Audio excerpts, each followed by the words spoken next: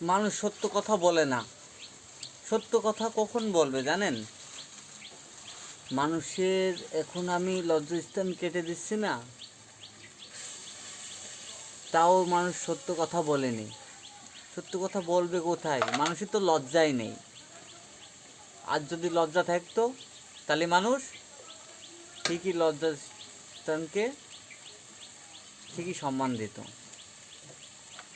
আজ দুনিয়ার উপরে রসুল এসেছে, আল্লাহর ওলি আসছে,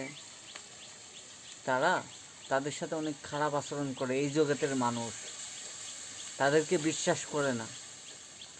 তারা নরম পেয়ে তাদের উপরে জমকলি বসাই দেয়। কি জাদু টুনা করে ক্ষয়ক্ষতি করতে পারেনি, মানুষ মেরে ক্ষয়ক্ষতি করতে পারেনি। আবার মেশিনের থেকে গুলি মেরেছে, তাও তো আমার বুলেট লাগেনি গায়ে। কার হুকুমে? আল্লাহ রব্বুল আলামিন ওলিদের সব সময় ভালোবাসেন, তাদের দিকে নজর রাখেন।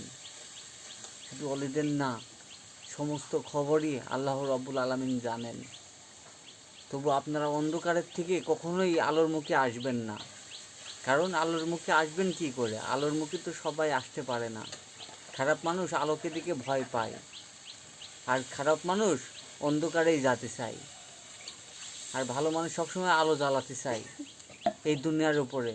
যে আলোর জন্য প্রত্যেকটা মানুষই আলো চোখে দেখুক, যে আল্লাহর দুনিয়া সত্য সেটা মানুষ চোখে দেখুক। আল্লাহর দুনিয়ায় কত কিছু আল্লাহ সৃষ্টি করেছে, আরে আলো ছাড়া আপনি দেখবেন কি করে? আপনার বিবেকটা একটু মাথায় খাটিয়ে দেখেন তো, আলো ছাড়া আপনি দেখবেন কি করে?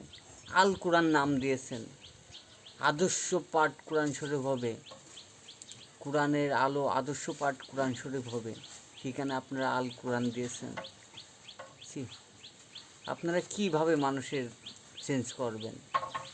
আমি ঈসা নবী আপনাদের বললেও আপনাদের মাথায় যাবে না, আপনাদের বিবেক নরম হবে না।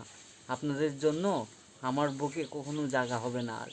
কারণ আপনারা আমাকে মেরে ফেলেছেন, 101 বার খুন করেছেন, 101 বার। প্রত্যেকটা কথা ফেসবুকের পাতায় আমি দিয়েছি।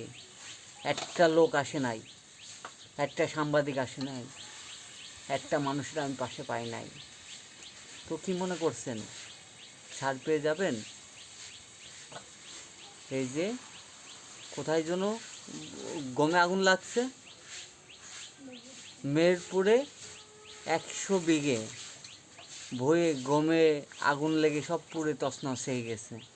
কই আপনাদের বাহাদুরি ঠেকাতে পারেননি? আপনারা